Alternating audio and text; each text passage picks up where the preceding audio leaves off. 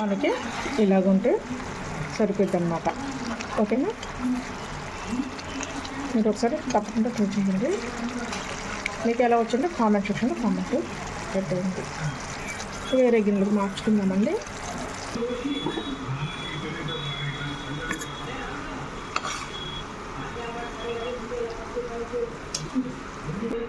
ఎంతో టేస్టీగా ఉండే మెంతి ఆలు రెడీ అయిపోయింది. మెంతికూర వల్ల అయితే చాలా లాభాలే ఉంటాయండి. మనకి రక్తహీనతను కూడా నివారిస్తుంది ఈ మెంతికూర వలన. స్త్రీలకు చాలా ఉపయోగపడుతుందండి.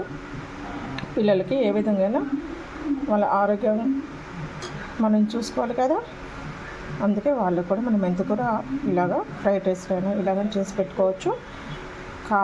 కాలేయం పనితీరు కూడా బాగా చురుగ్గా ఉంటుంది.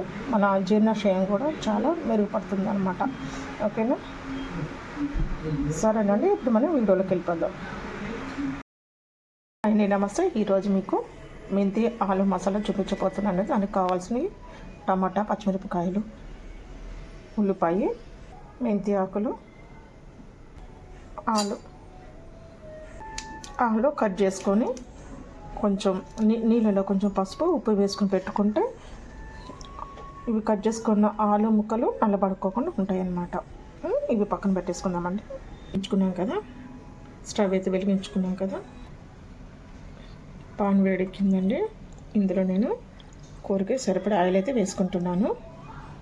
నేను ఒక 3 టేబుల్ స్పూన్ ఆయిల్ అయితే వేసుకుంటున్నాను. ఆయిల్ అయితే కాగింది కదా, ఇందులో కొద్దిగా ఆవాలు, కొద్దిగా జీలకర్ర వేసుకుందాము. జీలకర్ర వేసుకున్నాము. జీలకర్ర చిట్పట్లాడుతుంది కదా, ఇప్పుడు మనం కట్ చేసుకుని ఉల్లిపాయ ముక్కలు వేసుకోవాలి.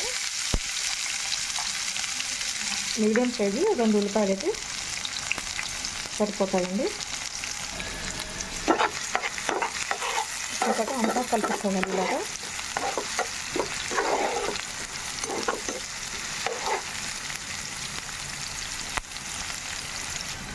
ఉల్లిపాయలు మగ్గిపోతున్నాయి కదా, ఇప్పుడు ఈ మూమెంట్లో మనము ఒక 4-5 పచ్చిమిరపకాయలు కట్ చేసుకొని వేసుకోవాలి. ఇవి కూడా ఒక 2 నిమిషాలు వేగనివ్వాలన్నమాట.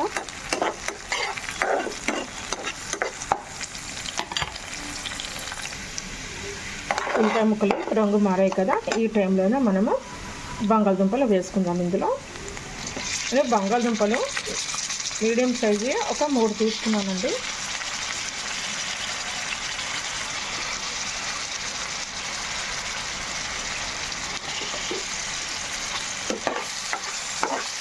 ఒకసారి అంతా కలుపుకుందాము.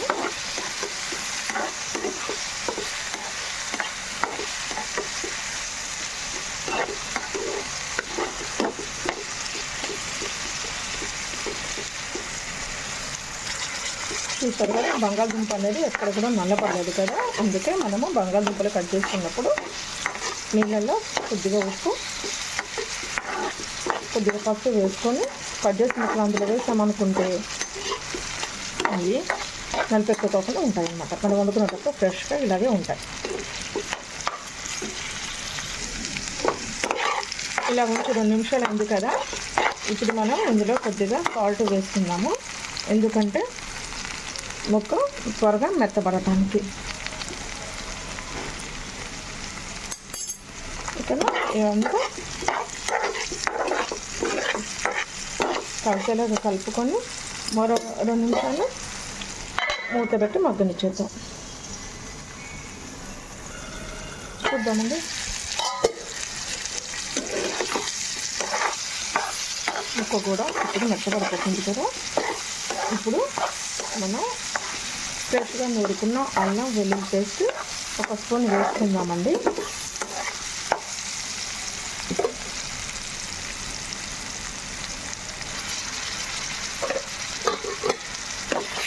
ఒకసారి కలిపేలాగా మరోసారి కలుపుకోవాలి. ఇలాగా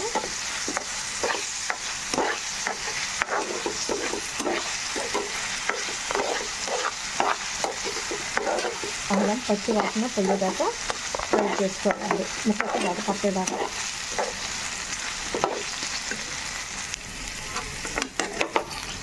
అల్లం పచ్చి వాసన పోయింది కదా, ఇప్పుడు మనం కట్ చేసి కడిగి పెట్టుకున్న మెంతికూర వేసుకుందాం. ఇందులో మెంతికూర వేసుకుందామండి.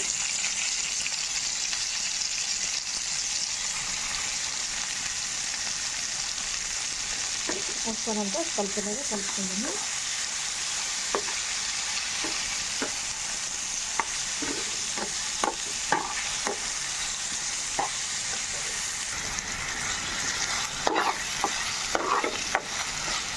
అంతా కలుపుకున్నాం కదా. ఇప్పుడు మనం సిమ్లో పెట్టుకుంటామండి బంగాళదుంప కొంచెం మెత్తపడటానికి. చూసేద్దాము. ఉక్క కూడా మగ్గిపోయింది. ఇప్పుడు మనం చూసుకున్నాక చక్కగా ఉడికిపోయింది. ఇప్పుడు ఈ మూమెంట్లో మనం పసుపు వేసుకున్నాము. ఒక స్పూన్ పసుపు వేసుకున్నాం. పసుపు కూడా వేసుకున్నవి కలుపుకున్నాం కదా. ఇప్పుడు మనం టమాటా ప్యూరీ వేసుకుందాము. ఇప్పుడు నేను సన్నగా కట్ చేసుకొని పెట్టుకున్నా ఆ ముక్కల్ని తీసుకొని ప్యూరీ చేసుకున్నానండి. మీడియం సైజు 3 అయితే సరిపోతుంది.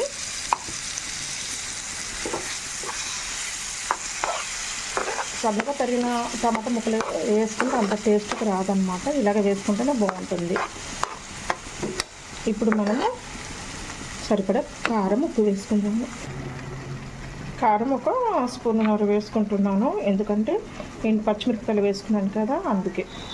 ఒక ఉప్పు కారాలు ఎవరి టేస్ట్ని బట్టి వాళ్ళు వేసుకోవాలండి. ఇప్పుడు ముందుగా మనం బంగాళదుంపకి సరిపడా వేసుకున్నాము. ఇప్పుడు ఇంకొక స్పూను వేసుకోవాలి. వేసుకొని అంతా ఒకసారి కలిపేసుకుందాము. ఉప్పు కారాలు మాత్రం ఎవరి టేస్ట్ని బట్టి వాళ్ళు వేసుకోవాలండి. ఎందుకంటే ఎక్కువ తినేవాళ్ళు ఉంటారు, తక్కువ తినేవాళ్ళు ఉంటారు కదా, అందుకని. కొంచెం కారం ఎక్కువ తినేవాళ్ళైతే నేను వేసినట్టు వేసుకోండి. కొంచెం కారం తక్కువగా తినేవాళ్ళైతే కొంచెం తగ్గించి వేసుకోండి, ఓకేనా. ఇప్పుడు నేను ఒక చిన్న గ్లాస్ వాటర్ అయితే వేసుకుంటున్నాను.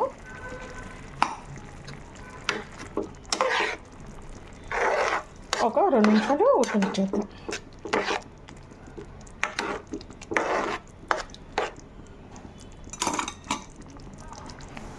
మూత పెట్టేసుకుందామండి. ఇప్పుడు కొంచెం హైలో పెట్టుకుందాం. చూద్దామండి, ఉడికిపోతుంది కదా కూర కూడా చక్కగా. దుంప కూడా ఉడికిపోయింది. ఇప్పుడు మనం ఇందులో ఒక అర టీ స్పూన్ జీలకర్ర పొడి, 1 స్పూన్ ధనియాల పొడి, గరం మసాలా పొడి వేస్తున్నానండి ఇందులో.